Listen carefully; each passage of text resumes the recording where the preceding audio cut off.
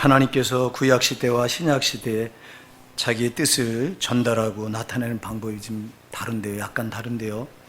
약간 다른 게 많이 다르죠. 구약시대에는 하나님이 선지자들 보내셔서 자기의 뜻을 알리셨습니다. 그리고 저들 자기 백성들에게 이렇게 살으라고 권면하셨습니다. 근데 신약시대에는 하나님 자신이 사람의 몸을 입고 이 땅을 위해서 자기의 뜻을 우리에게 전하셨습니다. 엄청나게 다릅니다. 그리고 구약에는 그 대상이 이스라엘 백성들에게 제한되어 있었습니다만 신약에는 하나님이 인간의 몸을 입고 오셔서 이스라엘 백성들만 아니라 모든 족속에게 다 자기를 드러내시고 자기 뜻을 계시하셨습니다.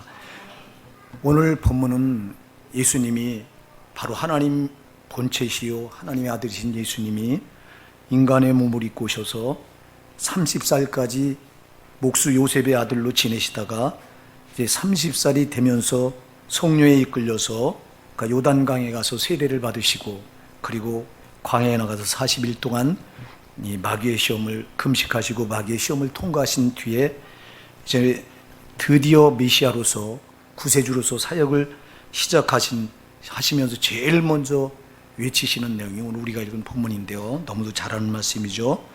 이때부터는 예수님이 공생의 사역을 시작하시면서 메시아로 사역을 30세 나이에 시작하면서부터 이때부터 예수께서 비로소 전파하여 가라사대 회개하라 천국이 가까웠느니라 하시더라 말씀합니다.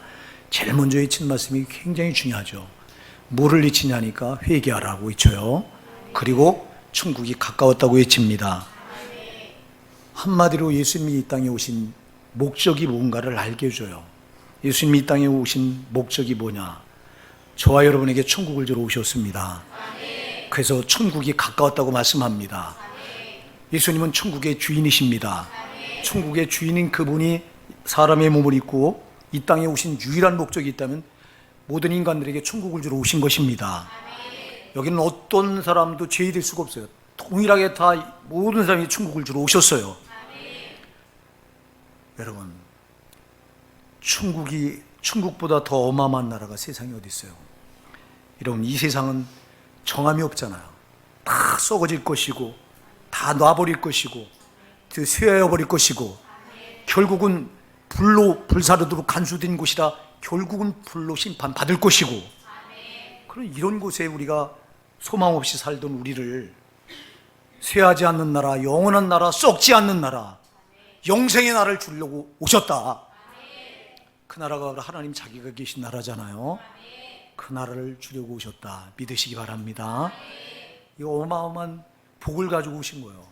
사랑하는 여러분, 여러분이 예수 그리스도를 만났다면, 하나님 아들 예수를 만났다면 여러분 최고의 기업을 선물로 받으신 건데 그 최고의 기업이 천국이에요. 천국이 근데 보여야 말이지. 이게 보인다면 여러분 얼마나 이 천국을 소망하지 않을 사람이 누가 있겠어요. 이 천국을.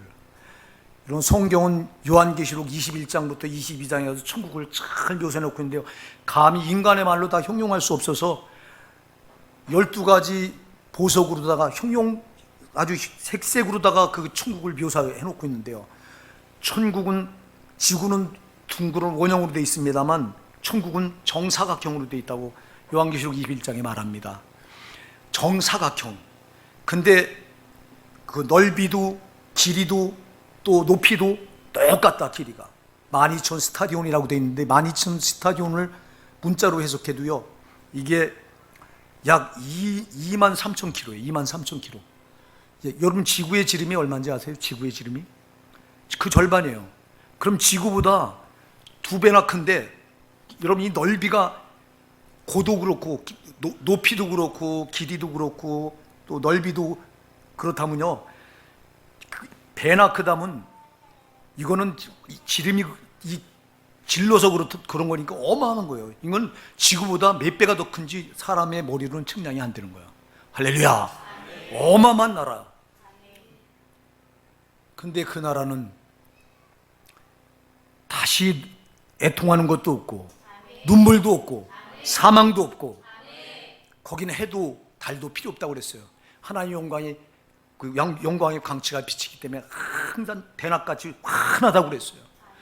그리고 대문이 정사각형이니까 동서남북 이렇게 3개씩 문이 있어갖고 12문이 있는데 이 12문이 다 진주로 돼 있고, 그리고 그 천국이 다 12가지 벼곡, 홍만호, 뭐 녹보석, 들어보지 못한 보석 이름으로 꽉 차 있고, 길은 정금, 유리같이 밝게 빛나는 정금으로 돼 있다고 돼 있습니다. 그리고 하나님 보좌로부터 이게 생명수 강이 흐르는데, 이 강 얼마나 맑은지 그 깊이가 측량할 수 없이 깊은데 그 끝까지 다 보인다고 그랬고, 강 옆으로는 이 생명수 나무가 있는데, 생명나무가 있는데, 이 생명나무들이 쭉 있는데 생명나무가 12가지 과실을 맺는다고 그랬어요. 12가지 과실. 근데 이 과실이 달마다 맺는다고 그래요. 달마다. 할렐루야. 여러분, 측량할 수 없는 곳이에요. 영생 복락만 있는 곳입니다. 여러분, 우리 인간의 머리로는 상상할 수 없는 것이요, 그게 바로 하나님이 통치하는 천국이에요. 그 나라를 주로 오셨다고 말씀해요. 예, 그가 사역을 시작하면서 가장 먼저 외치는 게 회개하라, 천국이 가까웠느니라. 너희가 회개하면 천국을 받는다는 거예요. 내가 너희에게 천국을 주러 왔다는 거예요. 여러분, 처음에 외치면서, 처음에 사역을 시작하면서도 내가 너에게 이렇게 천국을 주러 왔다고 외치신 예수님이 이제 십자가에 못 박혀 죽기 바로 전에 제자들을 불러놓으시고 마지막 만찬 속상에서 마지막 식사를 하면서 제자들이 근심하잖아요. 예수님이 이제 십자가에 못 박혀 죽으신다고 하는 소리를 듣고 제자들이 근심합니다. 막. 그러니까 요한복음 14장 1절 이하에 가서 보면, 너희는 마음에 근심하지 말라, 하나님을 믿으니 또 나를 믿으라. 내 아버지 집에 거할 것이 많도다. 그렇지 않으면 너희에게 일렀으리라. 내가 너희를 위해 처소를 예비하라고 하노니, 내가 가서 너희를 위해 처소를 예비하면 너희에게 다시 와서 너희를 영접하여 나 있는 곳에 너희도 있게 하리라. 가시는 것도 천국을 만들기 위해 간다고 그랬어요. 천국에 너희 거처를 예배하러 간다고 그랬어요. 우리 집을 지러 간다고 그랬어요. 그래서 너희 집을 다 만들면 내가 너희에게 다시 오실 거라고 그랬어요. 아직도 안 오고 계시잖아요. 이건 아직 우리 집이 덜 만들어진 거예요. 이 집이 완성되면 다시 오시겠다고 그랬어요. 다시 와서 너희를 영접하여 나 있는 곳에 너희도 있게 하리라고 그랬어요. 예수님이 이 땅에 오신 목적도 우리에게 천국을 주러 오신 것이요, 그가 십자가에 못 박혀 죽으시고 부활하시고 승천하신 것도, 천국에 지금 가 계신 것도 천국에 우리 집을 만들기 위함이요. 사랑하는 여러분, 그러니까 우리 예수 믿는 제일 된 목적은 천국을 기업으로 받기 위해서예요. 천국을. 그러니까 여러분들이 반드시 천국 들어가야 된다 이 말입니다. 천국 들어가야 되는데, 천국 들어가지 못할 신앙이면 아무것도 아니에요. 이거 신앙. 예수님은 땅에 있는 거 주러 온 게 아니에요. 땅에 있는 건 다 어둠이요, 다 헛된 거요. 여러분, 천도서 1장 2절에 뭐라고 말해요? 헛되고 모든 것이 헛되도다 그랬잖아요. 천도서 1장 14절에서 해 아래서 모든 사람이 행하는 것을 보니 다 헛되어 바람을 잡으려는 것 같도다 그랬잖아요. 바람이 손에 잡는다고 잡힙니까? 안 잡히잖아. 사람들이 세상 걸 잡으려고 움켜쥐려고 애를 쓰며 살아가는 모습이 마치 바람을 손에 잡으려고 하는 것 똑같은데, 이거 잡으려고 잡아보니 안 잡히더라 이 말이야. 왜? 잡은 줄 알았는데 다 빠져나가고, 또 이거 우리가 영원하지 않잖아요. 반드시 죽게 돼 있잖아요. 그럼 잡았던 거 다 놔야 되잖아. 헛되더라 이 말이야 이게. 응? 여러분, 땅에 있는 건 헛된 것들이에요. 우리가 속으면 안 돼요. 헛된 게, 땅에 있는 게 뭐가 대단한 게 뭐가 있어요. 그래서 땅에 있는 것들이 헛된 거, 부질없는 거 붙들고 여기 목매고 살아가던 우리들을, 여기서 목매고 살아가다가 죽어서 그냥 끝이면 괜찮은데, 죽으면 딱 죽어서 이 죄로 산 값 때문에, 우리가 이 땅에도 죄로 산 그 값은, 죄값은 반드시 받아야 되는데, 죄로 산 그 값 때문에 우리는 반드시 그 영혼이, 몸은 죽는데 영혼은 안 죽잖아요.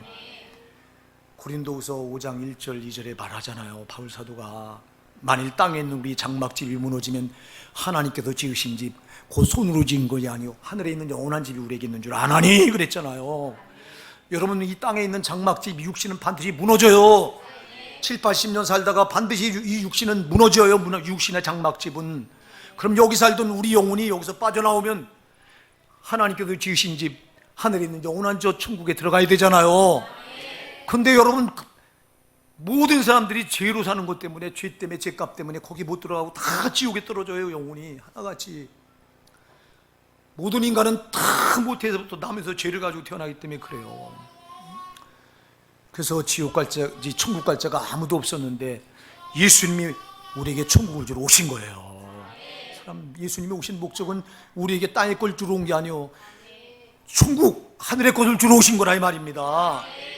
그러니까 여러분 속지 말고, 예수 믿고 땅에서 잘 될 생각하지 말고 반드시 천국 들어가야 된다. 그 나라 들어가야 된다는 거예요. 그 나라. 근데 많은 사람들이 그 나라 그냥 거저 들어가는 줄 알아요. 거저.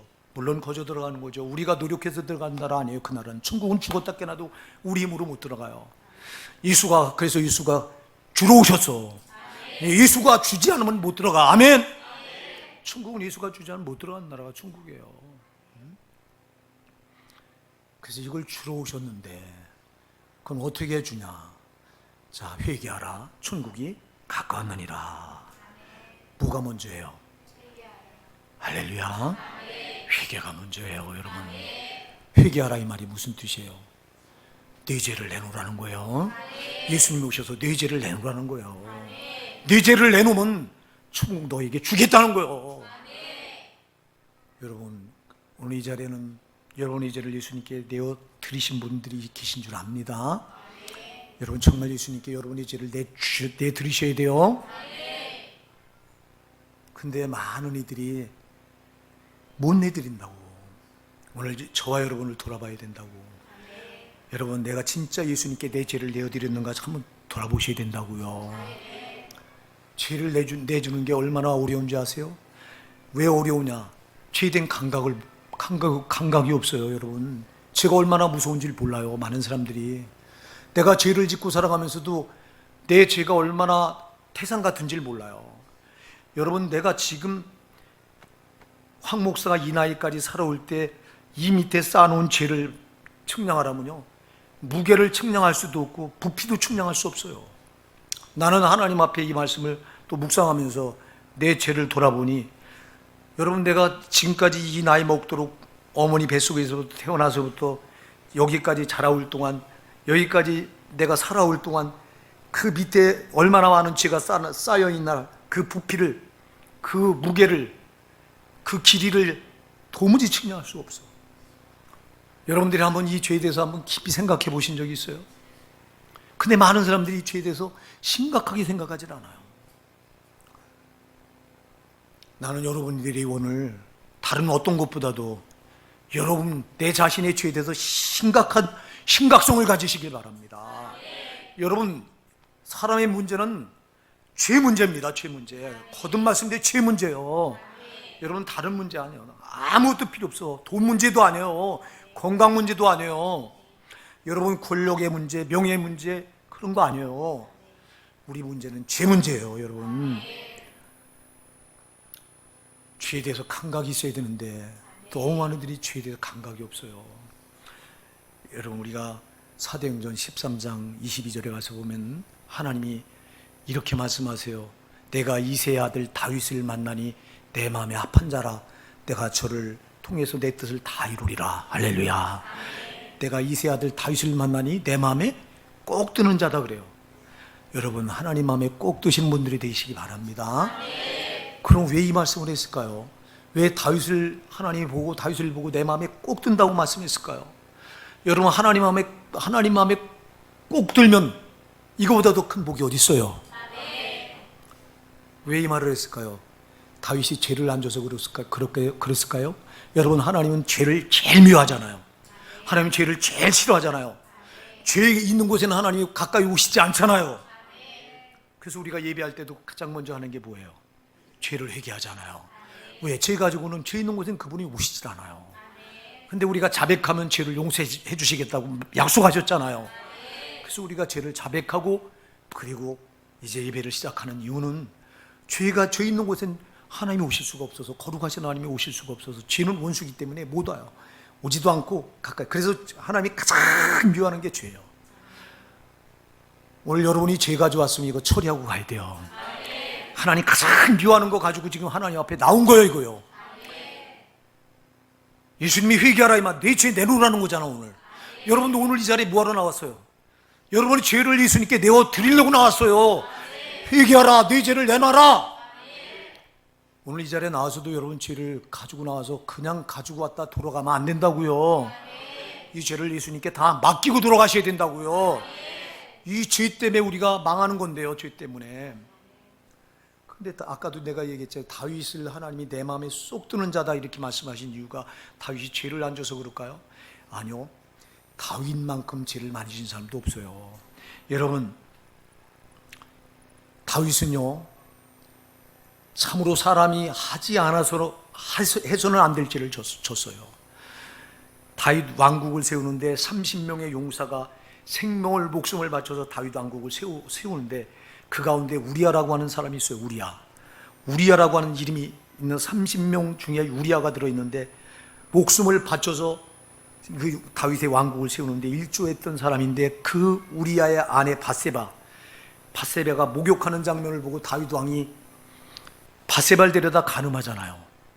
세상에 그 우리아는, 그 바세바의 남편 우리아는 자기 왕국을 위해서 지금 암몬 족속과 싸우러 전쟁터 나가서 죽기 살기로 지금 피 흘리며 싸우고 있는데 그 자기 왕국을 위해서 생명을 바쳐 충성하는 그 우리아 아내를 데려다가 간음을 하고 거기서 불륜의 씨가 생기니까 이 씨를 숨기기 위해서 급하게 전쟁터 나가 있는 우리아를 불러들이잖아요.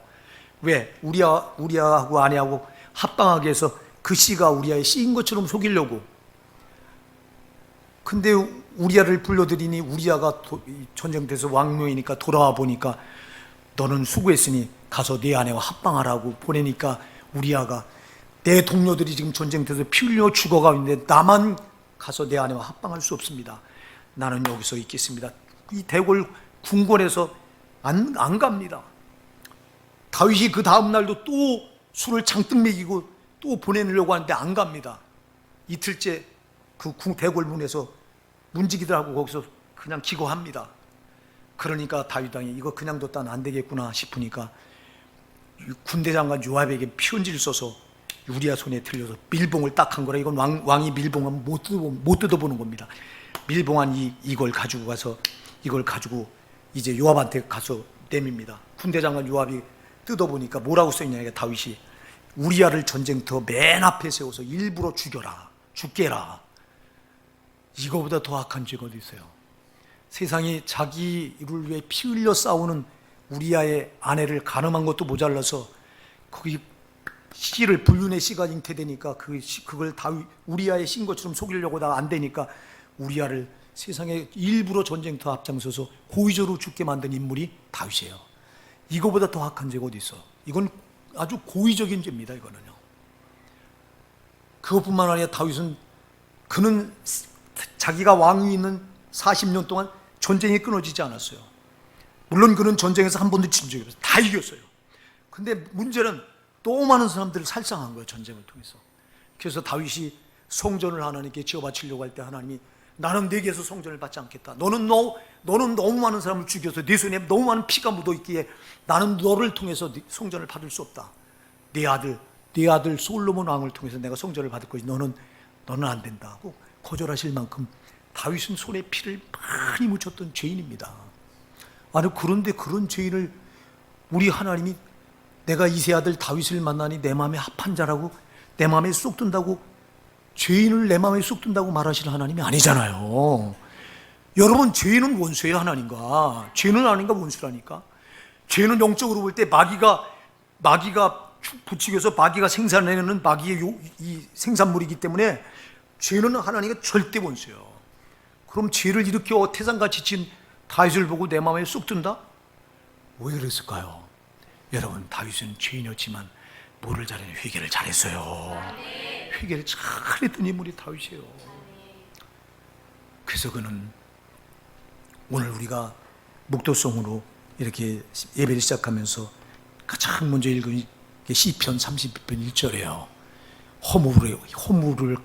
허물의 가려움을 얻고 허물의 사함을 얻고 그 죄의 가려움을 받은 자는 복이 있도다. 할렐루야.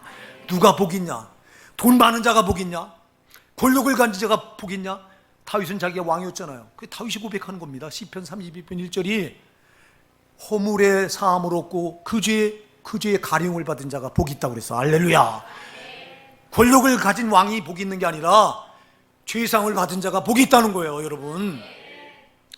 이만큼 다윗은 죄에 대해서 감각이 아주 뛰어났어요. 그는 시편 19편 12절에서 이렇게 말합니다. 누가 능히 자기 허물을 알리요? 누가 능히 자기 허물을 알리요?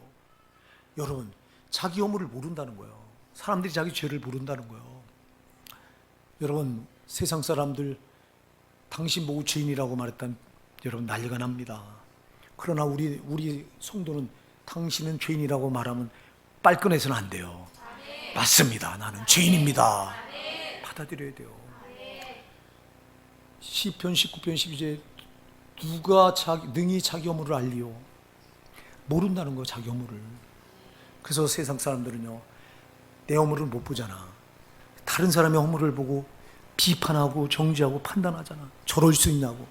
특히 우리 예수 믿는 우리가 잘못하면 난리가 납니다. 세상 사람들이 예수 믿는 우리가 잘못하면 말도 못하게 정죄합니다. 저들은 더 큰 죄를 지으면서도 저들은 의인인 것처럼 우리를 향해서 가차없이 막 비판의 칼날을 막 사정없이 휘둘러댑니다.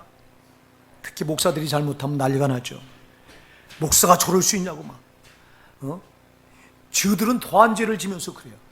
이게 뭐예요? 자기 허물을 능히 깨달을 자 누구리요? 다윗이 탄식해서 자기도 죄를 짓고요. 그 어마어마한 죄를 아까 졌잖아요. 우리아 아내 밧세바를 간음하고 우리아를 전쟁터에 나가서 고의적으로 죽였을 때 깨닫지 못하고요. 우리 아내 밧세바를 우리아가 죽으니까 그냥 금방 데려다가 후궁을 삼습니다. 이게 다윗이에요. 이게 인간이 이게 여러분. 어떻게 금방 우리아를 전쟁터에 나가서 고의적으로 죽게 해놓고는 죽으니까 그 아내를 데려다가 후궁을 삼아요? 이것처럼 악한 자가 어디 있어요? 그래도 못 깨달아요. 못 깨달으니까 하나님이 나단 선지자를 보내잖아요. 나단 선지자를 보내서 하나님이 지적을 하는데도 못 깨달아요. 그래서 암양 한 마리 가진 자와 양을 많이 가진 자가 암양 한 마리 가진 자가 어느 날 자기에게 손님이 찾아오니까 양을 많이 가진 자가 한 마리 암양 가진 그 자에게 가서 그 양을 뺏어다가 그거를 잡아서 손님을 대접한 그 비유를 말하니까 그 자가 죽을 자라고 그 자는 죽어 마땅하라고 다윗이 진노합니다. 그러니까 나단 선지자가 당신이 바로 그 자라고. 그때서야 깨닫고 그가 무릎 꿇고 나단 선지자 무릎 꿇고 거기서 그가 그때서 자기 죄를 발견하잖아요. 그래서 그렇게 자기가 죄에 대해서 이렇게 둔감하다, 나는 이렇게 죄에 대해서 미련한 자라고 하는 고백을 시편 19편 12절에서 하고 있는 거예요. 자기 허물을 능히 깨달을 자 누구리요? 나는 저와 여러분이 내 죄를 먼저 깨닫는 자 되기 바랍니다. 제발 다른 사람의 죄는 어쩌면 조그만 죄도 그렇게 잘 보이냐? 다른 사람이 짓는 죄는 왜 그렇게 잘 보여요? 근데 왜 내 죄는 안 보이는 거예요 도대체? 이게 속어서 그래요.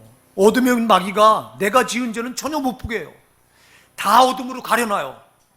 그래서 이것 때문에 다윗이 그 어마어마한 죄를 짓고도 이걸 왜 못 깨달았을까요? 눈을 가린 거예요. 어둠으로 마귀가 싹 덮어놓은 거예요. 덮어놓으니까 안 보인 거예요. 근데 하나님이 나단 선지자를 보내서 지적을 하니까 그때서 보인 거예요. 말씀이 지적하거든요. 여러분 죄를 보시기 바랍니다. 말씀이 떨어질 때 다른 사람의 죄를 보려고 하지 마시고 내 죄를 봐요. 내가 사는 거예요. 여러분 다른 사람의 죄를 백날 봐봤자 살 길이 없어. 다른 사람의 죄를 보고 비판하고 판단하고 정죄하는 순간 나는 어마어마한 죄를 더 쌓아나가는 거예요. 야고보서 4장 11절 12절 말씀하잖아요. 형제를 비방하는 자나 형제를 판단하는 자는 곧 율법을 비방하고 율법을 판단하는 자라. 만일 네가 율법을 판단한다면 너는 율법의 준행자가 아니라 재판자로다. 입법자와 재판자는 오직 하나이시니 능히 구원하기도 하고 지옥에 멸하기도 하시느니라. 내가 누구간데 이웃을 판단하느뇨? 여러분 우리가 누군가를 판단하고 비방하고 그를 정죄하고 있다면 내가 하나님 자리에 앉아 있다는 거예요. 하나님밖에 여러분 인간을 판단할 자가 없어요. 근데 우리는 나의 허물, 내 허물을 못 보고 내 죄는 못 보고 다른 사람의 죄를 가지고 조그만 죄를 가지고 정죄하고 판단하고 비방하고, 우리가 이 짓을 얼마나 많이 해요. 저부터 여러분이. 여러분 오늘 다른 사람의 죄를 암만 지적하고 암만 잘 봐도 소용없어. 내 죄를 잘 봐야 돼요, 여러분. 내 죄를 잘 봐야 돼요. 왜? 내 죄가 나를 죽게 하는 거예요. 영원히 망하게 하는 겁니다, 여러분. 죄는 나를 결박하잖아요. 근데 누가 죄 없다고 말해요? 죄 없다고 말할 자가 어디 있어요? 성경은 모든 사람이 다 죄를 졌다고 말하잖아요. 로마서 3장 23절에 모든 사람이 다 죄를 졌다. 다윗도 자기 허물을 능히 깨달을 자 누구리요? 그리고 그 다음에 중요한 말이에요. 나를 숨은 허물에서 벗어나게 하소서. 나를 숨은 죄에서 벗어나게 해달라는 거예요. 여러분, 이렇게 마귀가 숨겨놓은 죄가 우리에게 태산같이 많은데, 예수님은 오늘 그 내 죄를 너 지금 숨겨져 있는 내 죄를 내놓으라는 겁니다, 여러분. 그래야 천국이 내게 된다는 겁니다, 여러분. 죄를 그냥 두고는 천국이 내게 될 수가 없어요. 사랑하는 여러분, 우리 죄를 우리 예수님께 오늘 시간 다 내놓읍시다. 내놓는 거야. 알아야 내놓지. 아까도 얘기했잖아. 이 내 죄가 얼마나 무서운가를 알아야 되고, 얼마나 태산 같은가를 알아야 되고, 이 내 죄는 내 힘으로 어찌할 수 없는 어마어마한 나를 옥죄우는 결박이라고 하는 걸 알아야 내놓지. 오늘 성령이 이 시간 오셔서 여러분의 죄를 밝히 드러내시길 바랍니다. 성령이 오셔서 여러분의 죄를 밝히 드러내면 이 죄가 얼마나 나를 망하게 하는가를, 이걸 내가 토설하지 않을 수가 없어요, 여러분.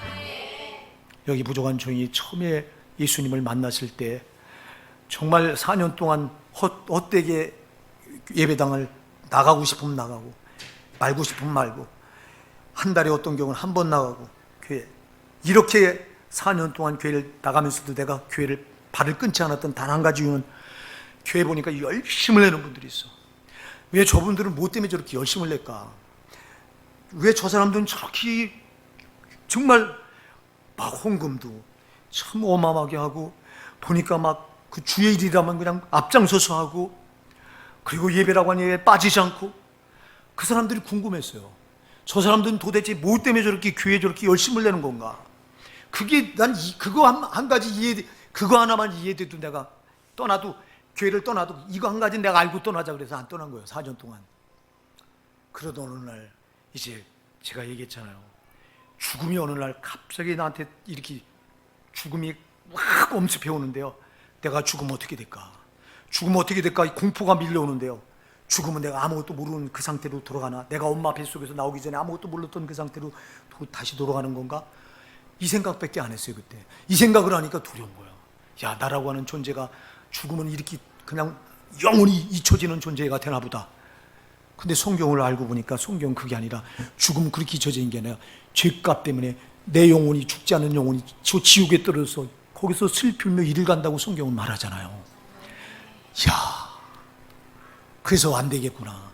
내가 진짜 이거 이렇게 다녀서 안 돼. 그래, 그때부터 교회를 열심히 다니다가 오늘 예배 시간에 목사님이 설교하는데 그 설교 말씀이 강하게 나를 사로잡아서 그 앞에서, 여러분, 그 말씀이 나를 딱 장악하는 순간 뭐가 보이냐니까 내 죄가 보이는 거야. 그 죄가 너무너무 무서운 죄야. 태산 같은 죄야, 이 죄가 보이는데요. 도대체 이 죄를 가지고는 안 되겠더라고, 막. 그 나도 모르게 그 앞에서 막 그냥 통곡이 나온 거야, 막. 나는 여러분들이 이렇게 여러분의 죄를 보시기 바랍니다. 여러분 죄를 보셔야 돼요, 제발. 이렇게 여러분의 죄를 예수께 내줘야 돼요. 여러분, 회개하라 이 말은 그렇게 하라는 거예요. 내 죄를 내놔라. 내가 내 죄값을 대신 치러주러 왔다 이 말입니다, 여러분. 예수께서 이 죄값을 누가 치러줘요? 여러분, 죄값을 갚아줄 자가 누가 있어요? 똑같이 다 죄인인데. 내 엄마가, 여러분, 엄마는 자식을 위해 자기 생명을 줄 수 있는 사랑을 가진 분들이 엄마잖아. 그러나 엄마가 죽는다고, 자녀를 위해 죽는다고 자녀의 죄값을 대신 처리할 수는 없잖아. 엄마도 똑같은 죄인이기 때문에. 그래서 하나님 아들 예수께서 우리의 똑같은 인간의 몸을 가지고 오셔서 자기가 십자가에 우리 죄값을 대신 다 짊어지시고 거기서 자기가 피 흘려 죽어주셨어요. 내가 네 죄값을 피 흘려 다 갚아줬으니 네 죄 내놔 이 말이에요. 여러분 죄를 내놓으러 갈 때 내놓으세요. 응? 왜 그러냐? 거룩한 천국은요, 죄 가지고는 들어갈 수 없는 곳이에요. 죄 가지고는 천국을 절대 못 들어가요, 여러분. 단 한 개의 죄 가지고도 안 돼요. 단 한 개의 죄 가지고도. 그래서 베드로후서 3장 13절 14절에 보면 이렇게 말하잖아요. 우리는 그 약속대로 위에 관한 바 새하늘과 새 땅을 바라보도다. 그러므로 사랑하는 자들아, 너희가 이걸 바라보나니 주 앞에서 점도 없고 흠도 없이 화평 가운데 나타나기 힘쓰라. 점도 없고 흠도 없이 주 앞에 나타나기 힘쓰라. 여러분, 점도 없고 흠도 없어야 들어가는 나라가 천국이에요. 사랑하는 여러분, 천국은 죄 가지고 못 들어가요. 죄 가지고 못 들어가는 거예요. 마태복음 7장 22절 이하에 우리가 너무 잘 아는 사람들, 대단한 사람들이, 여러분 그들이요 천국 반드시 들어갈 일을 했어요. 주의 이름으로 선지자 노릇했어요. 주의 이름으로 귀신을 쫓아냈어요. 주의 이름으로 많은 권능을 했어요. 그들이 한 일만 보면 그들은 넉넉히 천국에 들어가야 됩니다.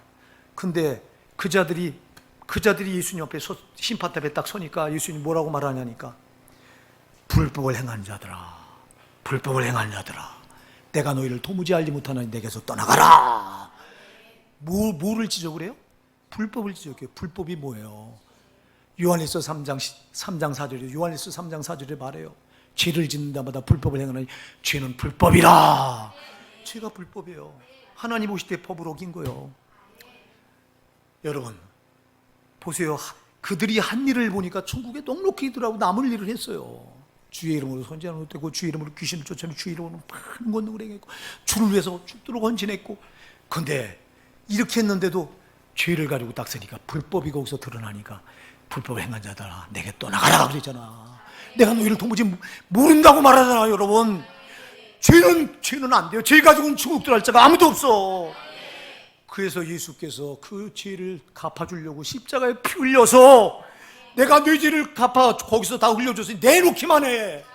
네 죄를 내놓기만 하면 거기서 다 2000년 전에 십자가에서 흘린 피, 그 피로 네 죄는 다 사함 받은 거야.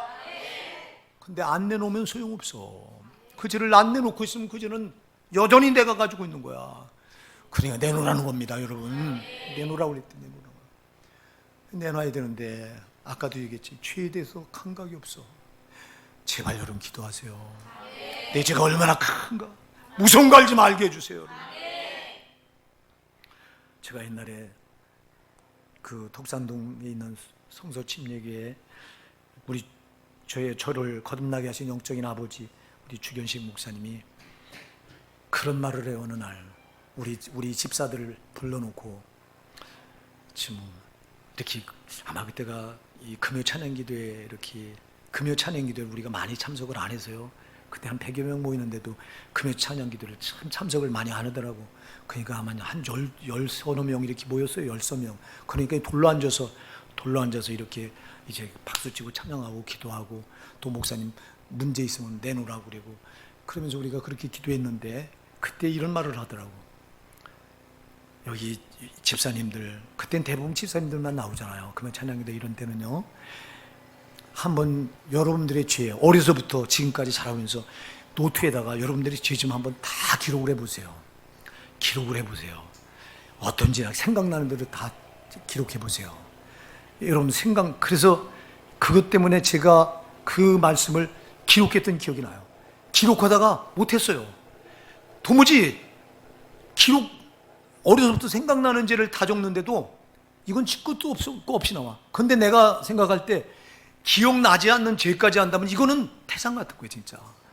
여러분들 한번 여러분이 어려서부터 지은 죄, 지금까지 지은 죄를 한번 기록해 볼 수 있으면 해보세요. 그러나 여러분, 제가 실패했던 것들 여러분도 아마 실패할 거예요. 기록하다가 도무지 못할 거예요. 제발 여러분의 죄가 얼마나 무서운가를 좀 아시기 바랍니다. 내가 지은 죄가 얼마나 태산 같은가를 여러분 아시기 바랍니다. 단 한 개의 죄도 이게 나를 결박해서 여러분 천국에 들어가지 못하게 하고 하나님 앞에 나를 못 세우게 하는 게 이 죄인데, 근데 우리가 어쩌자고 이 죄를 떡 먹듯 밥 먹듯 집어먹으면서도 죄에 대한 감각이 없는 겁니까, 여러분? 네? 여러분, 우리 예수님께서 이 땅에 오셔서 유독 모든 사람들을 다 품 안에 품으셨는데 유독 품지 못하고 우리 예수님께서 미워했던 부류 딱 사람들이 한 부류의 사람들이 있죠. 우리가 잘 아는 대로 누구예요? 서기관과 바리새인들이죠. 여러분, 저들을 왜 예수님이 못 품으셨을까요? 품으려고 하는데 저들이 안 품어져. 저들도 똑같은 죄인이라 자기들의 죄를 자백하고 주 앞에 나와서 자기가 죄인이라고 하는 걸 고백하기만 하면 살릴 텐데, 자기들은 죄인이라고 하는 감각을 전혀 없어. 그래서 누가복음 18장 9절에 가서 보면 18장 9절에 가서 보면 예수님이 이런 비유를 해요. 자기를 의롭다고 생각하고 자기를 의롭다 생각하고 다른 사람 무시하는 자들을 그들을 향하여 비유로 말씀하시되, 그랬어요. 그들이 서기관과 바리새인들이에요. 이 서기관과 바리새인들이 이 바리새인들이 기도하러 성전에 올라갑니다. 기도하러 올라가고 또 세리들도 같이 기도하러 성전에 올라갑니다. 근데 바리새인들은 백성들에게 추앙을 받잖아요. 종교 지도자요, 저들은 율법도 모세오경을 통째로 다 외워요. 거기다가 율법대로 그대로 살아요. 그러니까 백성들이 볼 때는 얼마나 의로워. 그러니까 저들 존경했습니다. 저들이 존경받는 지도자입니다. 그러니까 저들은 이제 성전에 올라가서 기도하면서 뭐라고 기도하냐니까 하늘을 향해서 손을 높이 들고 거룩하게 기도하는데, 하나님이여, 나는 다른 사람들 곧 토색, 불의, 간음하는 자들과 같지 아니하고 여기 이 세리와도 같지 않음을 감사합니다. 나는 일에 2번씩 금식하고 소득의 11조를 하나님께 정확하게 드립니다 하고 자기 의를 드러낸 기도를 합니다. 그런데 세리는 감히 넓은 길이 아니라 사람들이 많이 가는 길에서 바리새인처럼 하늘 향해서 이렇게 두 손을 높이 들고 기도하는 게 아니라 사람들이 다니지 않는 한적한 곳에 거기 가서 하늘도 못 쳐다보고 고개를 푹 숙인 채 가슴을 손으로 주먹으로 이렇게 두드리면서 뭐라고 말하냐니까, 하나님이여, 나를 불쌍히 여기소서, 나는 죄인이로소이다. 그때 예수님이 뭐라고 말해요? 바리새인 저가 아니라 세리 저가 의롭다함을 받고 내려갔느니라. 우리 예수님은요, 의롭다고 말하는 자, 죄 없다고 말하는 자와 상관이 없어요. 여러분, 근데도 우리는 하나님 앞에서 내가 죄인이라고 가슴을 세리처럼 두드릴 줄 알아야 되는데 이걸 못하는 거예요. 왜? 아까도 얘기했어요. 마귀가 눈을 가려놔서, 어둠은 눈을 가려서 내 죄가 안 보여. 다른 사람의 죄는 다 보이게 해놔서, 왜 그러고 다른 사람의 죄는 잘 보이는데 내 죄가 안 보이냐? 오늘 여러분, 내 죄 좀 보이게 해달라고 기도하십시오. 내 죄가 보여야 살아요. 내 죄가 보여야 내가 죄 사함 받고 살아. 회개하라. 내 죄를 내게 내놔라. 그 죄를 내놓으면 예수님이 다 책임지겠다는 거예요. 여러분, 다 사야겠다는 거, 다 이미 사함 받았다는 거예요. 내가 너를 위해서 피 흘려 다 갚아줬다는 겁니다. 근데 내놓질 않아.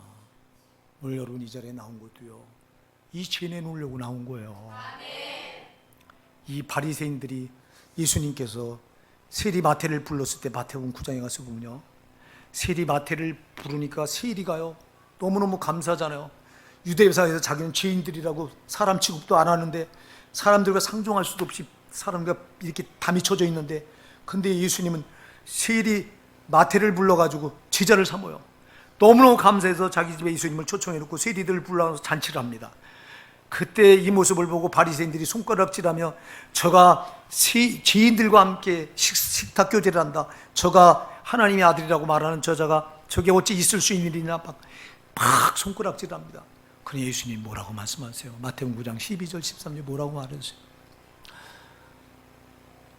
건강한 자에게는 의원이 쓸데없고 병든 자에게는 쓸데있나니 나는 의인을 부르러 온 것이 아니라 죄인을 부르러 왔노라 그랬잖아.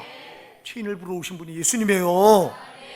어떤 사람들 전도하다 보면 나는 죄가 많아서 교회 못 나간대. 죄가 많으니까 교회 나와야 되는데, 죄가 없으면 교회 나올 필요 없어요. 예수님은 의인 부르러 온 게 아니라 죄인 부르러 오셨다고 그랬잖아요. 누가복음 5장 32절에서는 내가 죄인을 불러 회개시키러 왔노라 그랬어요. 죄인을 불러 회개시키러 오시고, 그분은 오신 목적이 그거예요. 죄인을 불러 회개시켜서 천국 기업으로 주려고 오신 거예요. 여러분, 천국은 반드시 들어가야 돼요. 천국 못 들어간다고 하는 건 반대로 반드시 지옥 들어간다는 거예요. 지옥을 절대 들어가면 안 돼요. 지옥은 죄값 때문에 들어가요. 그러니까 네 죄값 내가 다 십자가에 피 흘려 처리해서 내놓으라는 거예요. 자백만 하라는 겁니다, 여러분. 여러분, 죄 내놓으라는 게 뭐예요? 자백하라는 거잖아. 내 입으로 그 죄를 인정하라는 겁니다. 근데 우리는 내 죄를 인정하려고 하지 않습니다. 저부터 그러잖아요. 숨기려고 그래요. 우린 죄가 있으면요. 이게 숨긴다고 숨겨져요? 미련한 아담이, 최초의 인간인 아담이, 최초의 죄를 지은 자가 아담이잖아요. 선악과를 따먹고 세상에 하나님이 아담아 아담아 네가 어디 있냐 부르니까 내가 벗었으므로 나무 뒤에 숨었나이다. 숨어요. 당당하게 죄진 모습 그대로 가지고 나와서 하나님 아버지 내가 죄인입니다. 하나님 나를 용서해 주세요. 그랬더라면 살았을 텐데 숨어. 여러분, 죄는 자꾸 숨게 하는 속성이 있다니까. 제발 죄를 져놓고 숨지 마시고 죄를 당당히 드러내셔야 돼요. 회개하라는 이 말은 예수님이 내 죄를 나한테 드러내라는 거예요. 내 입으로 자백하라는 겁니다. 우리가 하나님 앞에 시간 나오는 것도 다른 거 하러 나오는 거 아니에요. 우리가 세상 나가서 여러분 보니까 살다가 온 거 보니까 다 죄뿐이잖아요. 그럼 이거 내놓으러 나온 거예요, 여러분. 그러니까 설교 마치고 우리가 회개 기도하는 시간에 입에 발린 회개하지 말고 정말 나는 내 죄 때문에 죽을 뻔한 자입니다. 예수님이 피 흘려서 내 죄를 정결하게 씻어줬는데 내가 어쩌자고 또 세상 나가서 이 어마어마한 죄를 짓다 왔습니다.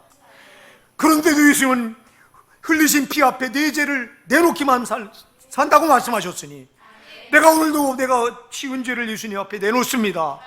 예수님이 흘리신 십자가 피로 내 죄를 청결하게 씻어주시옵소서. 이거 하러 우리가 오늘도 여기 모인 거예요, 여러분. 뭐 하나님께 뭐 달라고 모인 게 아니에요. 내가 지은 죄 오늘 예수님 앞에 내놓으려고 나온 거예요. 회개하라. 내 죄를 내놔라. 그러면 천국은 내 거다. 이 말이에요. 우리가 여러분 예수님의 어마어마한 이 은혜와 사랑을 입고 살아가요. 아까도 앞에서 얘기했어요. 누가 내 죄값을 누가 대신 갚아줘? 하나님이신 그분, 하나님과 한 본체를 잊고 보신 하나님의 아들 예수, 그분이 곧 여호와 하나님이에요. 그분이 우리 죄를 사하시기 위해서 높고 높은 하늘 보좌를 비우시고 우리가 똑같은 인간의 몸을 입고 오셔서 우리 죄값을 대신 십자가에, 죄값은 사망이니까 대신자에게 풀려 죽어주셔서 죄값을 다 갚아주시고 너는 네가 지은 죄 내놓기만 하면 내가 2000년 전에 십자가에 흘린 피로 다 이미 속죄했으니 나는 다 용서받은 거야. 오늘도 여러분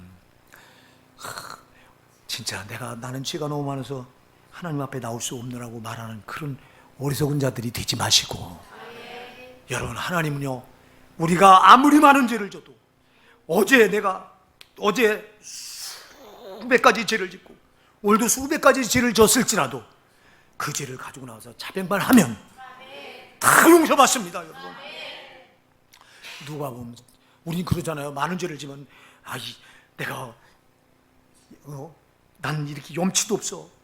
나는 하루에도 수십 번 아니 수백 번 죄를 짓고 어쩌자고 이 죄를 또 용서해달라고 또 뻔뻔해서 난 안 돼. 그런 하나님이 아니에요, 여러분. 그런 예수님이 아니에요. 누가 보면 17장 3절 4절에서 놀라운 말씀을 해요. 너희는 스스로 조심하라. 내 형제가 범죄하거든 경계하고 그가 회개하거든 용서하라. 만일 그가 하루에 7번이라도 내게 죄를 얻고 7번 내게 돌아와서 내가 회개하노라 하거든 용서하라. 7번 내게 죄를 얻고 너한테 돌아와서 7번 내가 잘못됐다고 하면 회개 용서하라는 거예요. 여러분, 이렇게 말씀하신 예수님이 우리가 암만 죄를 짓고 내가 잘못됐다고 회개하면 다 안 받아주시겠어요? 받아주세요, 여러분. 제발 예수님 앞에 뻔뻔하다고 말하지 마시고요. 그 우리는 육신의 연합해서 죄를 가진 사람들이에요. 죄를 본성으로 질 수밖에 없어요, 여러분. 죄에서 완전한 사람은 아무도 없어요. 예수님이 너무 잘 알아요. 우리를 만드신 그분이 우리를 너무 잘 안다고요. 너는 연약해서 알아. 너는 먼지와 같아. 너는 분토와 같아서 네 힘으로 못해. 그러니 내가 그래서 너 대신 네 죄값을 십자가에 피 흘려 갚아준 거야. 너는 그 죄를 인정하기만 해. 내 앞에 나와서 자백하기만 해. 그러면 다 사함 받는 거야. 어떤 죄도 괜찮아. 똑같은 죄를 수십 번 져도 괜찮아. 이 말이에요. 이 말. 사랑하는 여러분, 우리가요 죄를 안 져서 지옥 가는 게 아니에요. 아니, 죄를 많이 져서 지옥 가는 게 아니에요. 죄는 누구나 질 수밖에 없어. 여기는 황 목사, 여러분보다 결코 죄를 더 적게 진 사람이 아니야. 여러분보다 훨씬 더 죄를 많이 진 사람이 저예요. 여러분, 그래서 죄가 없어서 천국 가는 게 아니고 죄가 많아서 지옥 가는 게 아니라 회개하지 않아서 지옥 가는 거예요. 회개만 하면 반드시 천국 가요, 여러분. 그래서 예수님 첫 음성이, 사역을 시작하면 첫 음성이 회개하라. 네 죄를 내게 내놔라. 그럼 너는 사함받고 천국 기업을 얻어. 말하는 거예요. 그러니까 사랑하는 여러분, 예수님 앞에 나올 때 제발 회개 사람들이 되셔야 돼요. 아까도 얘기했어요. 회개는 하고 싶어도 안 되는 이유가 몰라서 내 죄가 얼마나 막중한 걸 모르고, 내 죄가 얼마나 그 태산 같은가를 모르고, 이 죄가 얼마나 무서운가를 모르기 때문에 회개하지 못하는 건데, 이걸 알게 해주는 분은 성령이에요. 성령이 오셔서 내 마음에다 탁 성령의 빛을 비춰주시면 이 죄가 얼마나 무서운가를 알게 되고요, 이 죄가 얼마나 태산 같은가를 알게 되고요, 이 죄를 용서해 줄 분은 예수님인 걸 알게 돼요. 오늘 여러분, 우리 예수님 앞에 이렇게 나오셨으니 지금 계속해서 우리가 이 예수님이 왜 이 땅에 오셨는가를 계속, 이거에 대해서 몇 주째 지금 계속 하는 것 같아요. 사랑하는 여러분, 예수가 아니고는 소망이 없어요. 그분이 아니고는 소망이 없어요. 여러분, 내가 죄가 더 많기에 예수가 더 필요한 거예요. 네. 그러니까 여러분, 죄가 많은 사람은 마귀가 속여서 너 이런 죄를 많이 졌는데 네가 어떻게 너 오늘 이런 모습으로 너 교회 나갈 수 있어? 너 이 앞으로 하나님 너 만날 수 있어? 속여요. 아니요, 이 자식아, 나는 죄가 많으니까 난 예수가 더 필요해. 그리고 또 당당하게 예수님 앞에 나오세요. 여러분, 그런 거예요, 신앙은. 우리 호산나 사랑하는 성도 여러분, 오늘도 이렇게 오늘 나오셨는데 예수님이 유치신 음성, 내 죄 내놓으라고 하는 음성, 회개하라고 하는 이 음성 들으시고요, 오늘 우리 예수님께 그 죄를 다 내놓으십시다. 오늘 나면서 태어나서부터 지금까지 지은 죄 다 오늘 내려놓습니다. 내가 알고 지은 죄, 모르고 지은 태산 같은 죄 오늘 정말 예수님 내놓으라고 하시는데 오늘 내놓겠습니다 하고 진실하게 내놓으시면 오늘 여러분 죄 사함 받고 그 예수님 내 구주가 돼요. 그리고 예수님이 여러분 인생을 그때부터 주도하셔서 천국까지 이끌어 가시는 거예요. 오늘 이 예수님 만나시고 오늘 승리하고 돌아가시기 바랍니다.